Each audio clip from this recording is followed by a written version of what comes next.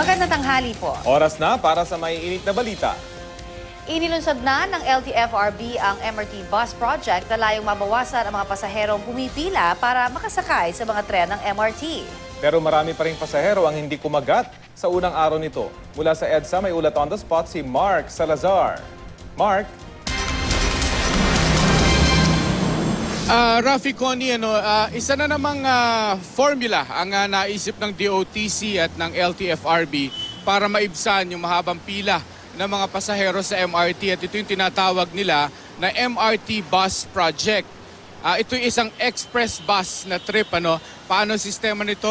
Ang ginawa ng LTFRB ay nagbigay sila ng special permit sa mga bus operator na kahit na yung kanilang mga bus ay naka-coding, ay pwede silang bumiyahe para mag-participate sa proyekto na ito.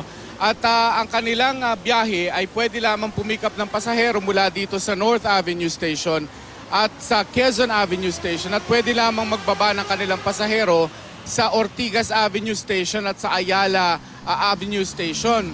Dire-diretso ang biyahe na ito, at ang ina-attract nito ay yung mga nagmamadali na ayaw ng pumila sa tren ng MRT at makipagsiksikan sa biyahe sa MRT. Kaya nga lamang ang problema, ayon na rin sa LTFRB kay Executive Director Roberto Cabrera, ay kulang pa sila sa info drive para ito ay malaman na maraming pasahero. Kaya kaninang umaga, rush hour, ay mahaba ang pila rito ng mga bus na may special permit, pero hindi naman masyadong sinakyan ng mga pasahero. Itong proyekto na ito ay pakikipagtulungan nila sa MRT, sapagkat alam naman nating overcapacity ang MRT at marami sa kanilang pasahero ang nahihirapan, at ang intensyon ay ibigay na nila, ipasa na nila sa mga special permit buses na ito na express trip ang ilan nilang pasahero. Ang problema lamang kasi dito ay fixed rate ito, 24 pesos. Kaya kahit na halimbawa sumakay ka sa Quezon Avenue, bababa ka lang na Ortigas, ay 24 pesos din yung babayaran mo, kagaya na ikaw ay sumakay ng North Avenue at sinagad mo hanggang Ayala Avenue.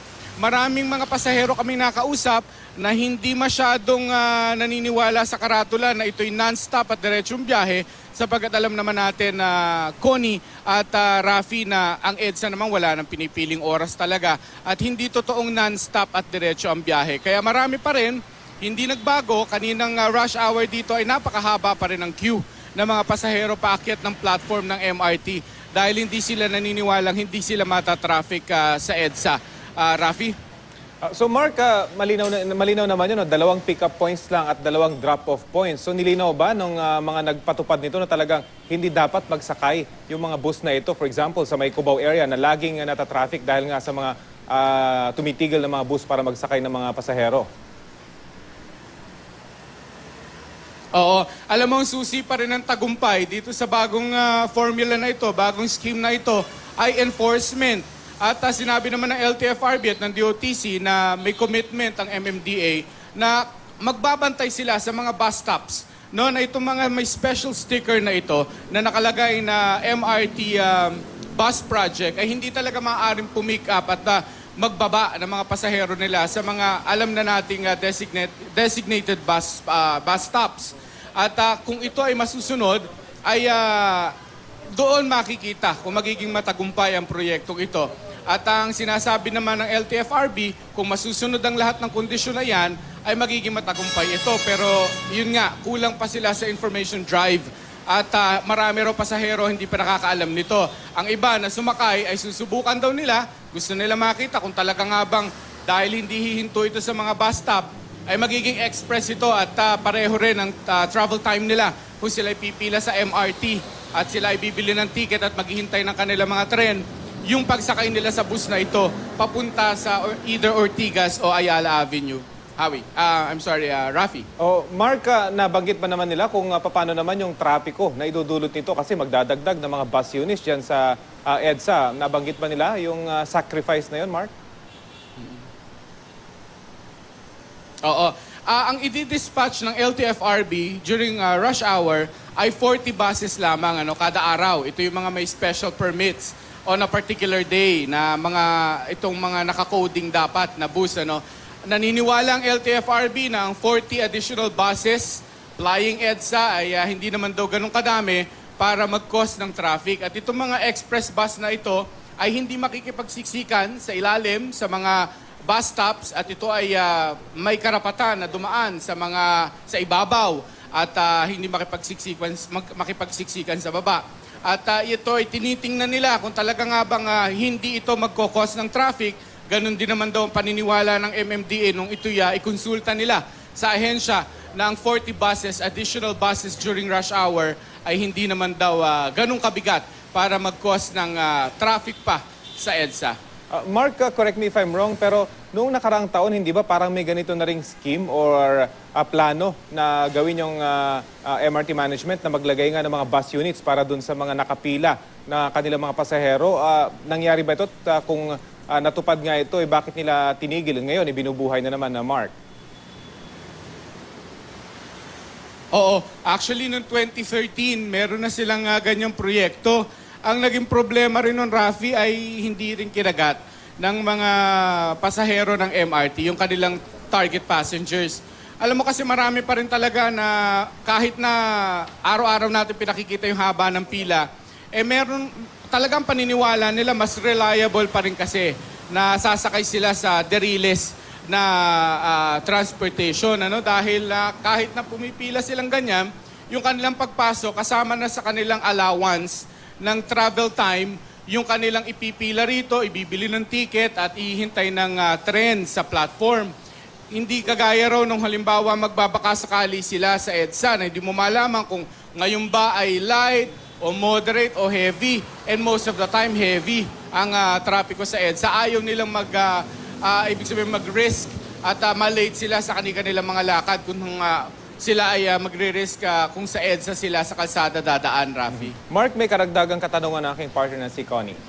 Yes, Mark. Matanong ko lang para rin dun sa mga hindi pa pamilyar dito sa express bus na ito. So itong mga express buses na ito, makikita sila doon sa mga LRT, MRT stations, ganun ba yun? Paano ba yung kanilang paradahan para alam ng mga kababayan? At may nakalagay ba na express bus o ito'y parang ordinary bus din na meron lang nakapasgal sa harapan? Paano ba yan?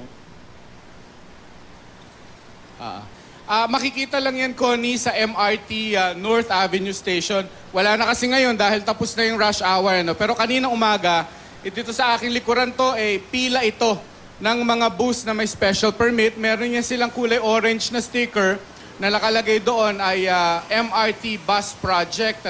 At meron din dito mga barker, may mga dispatcher dito na nagtatawag ng mga nasa pila ng MRT at ini-introduce yung proyekto na yan at nakapila yan sila dito. Same with Quezon Avenue Station dahil yan yung dalawang pick-up points na pinayagan ng LTFRB. Makikita mo yung mga buses na may sticker na ganon sa dalawang yon. Okay. Na pwede lamang magbaba sa Ortigas Avenue Station naman ng MRT rin, sa ilalim ng MRT, at saka sa Ayala Avenue MRT Station. Wala pa nito sa LRT. MRT lang ito talagang this is to target the passengers of MRT na overcapacity na, Connie. Oo. Kasi kaya ko na itanong, kasi yung special permit, so kahit na anong bus, ibig sabihin yung mismong bus company ay kukuha ng special permit.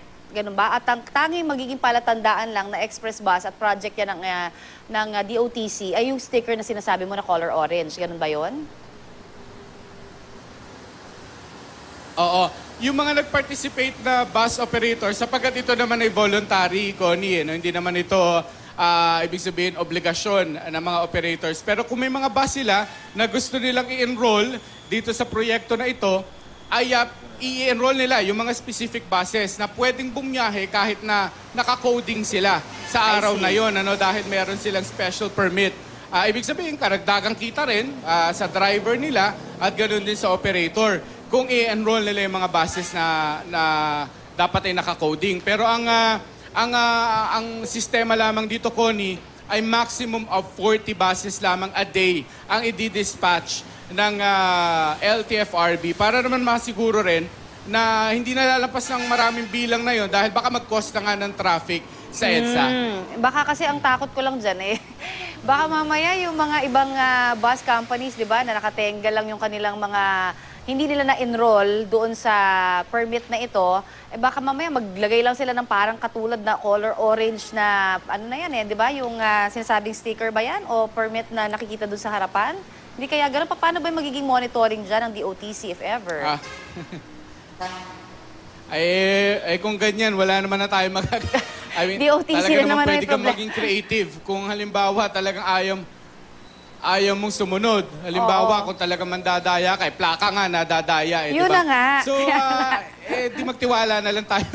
Magtiwala na lang tayo. At meron din naman commitment ang MMDA at ang LTFRB at ang LTO na magbabantay sila sa mga bus stop to check kung ito ba ay yung kanilang mga sticker ay angkop sa kanilang registration. Yung dati na nating sistema, kung paano tayo magbabantay ng colorum. Pero alam naman natin, marami pa rin colorum. Ayun nga. At yan ay talagang problema. At ganyan din ang nature ng pagpapatupad ng proyektong ito, Connie. Alright, kasi naawa na ako sa DOTC. Ang dami na nilang pinoproblema. May dagdag na naman din ngayon, ano? Kasi monitoring naman ang kailangan. Kasi kung 40 buses, di ba, ano yun, ibibilangin isa-isa. Paano kung wala naman talagang magmo-monitor? Yun lang ang problema. Baka lalo nga makadagdag sa traffic. But anyway, salamat na marami sa iyong ibinigay naman sa aming update, Mark Salazar.